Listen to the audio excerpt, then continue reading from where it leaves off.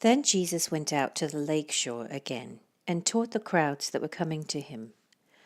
As he walked along, he saw Levi, son of Alphaeus, sitting at his tax collector's booth. "Follow me and be my disciple," Jesus said to him. So Levi got up and followed him. Later, Levi invited Jesus and his disciples to his home as dinner guests, along with many tax collectors and other disreputable sinners. There were many people of this kind among Jesus' followers. But when the teachers of religious law, who were Pharisees, saw him eating with tax collectors and other sinners, they asked his disciples, "Why does he eat with such scum?" When Jesus heard this, he told them, "Healthy people don't need a doctor, sick people do. I have come to call not those who think they are righteous, but those who know they are sinners."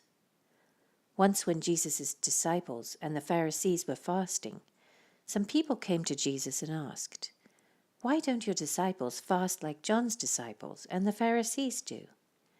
Jesus replied, "Do wedding guests fast while celebrating with the groom? Of course not. They can't fast while the groom is with them.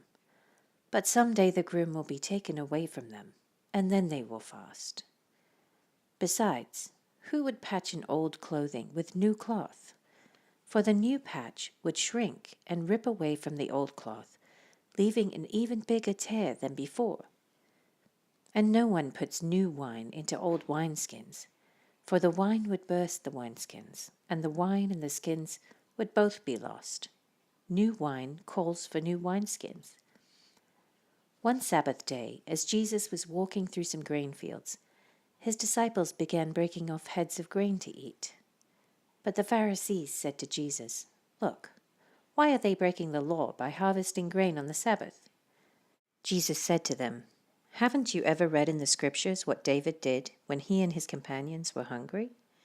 He went into the house of God during the days when Abiathar was high priest, and broke the law by eating the sacred loaves of bread that only the priests are allowed to eat.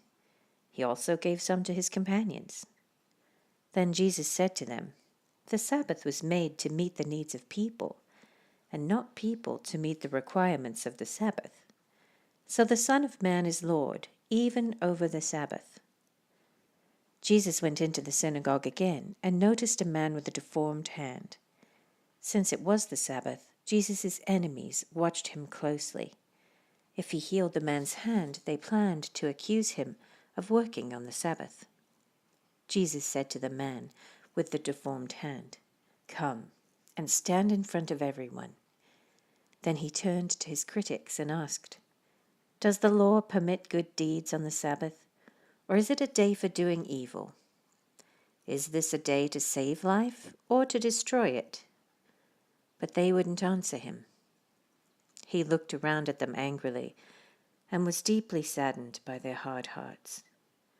Then he said to the man, "Hold out your hand." So the man held out his hand, and it was restored. At once the Pharisees went away and met with the supporters of Herod to plot how to kill Jesus.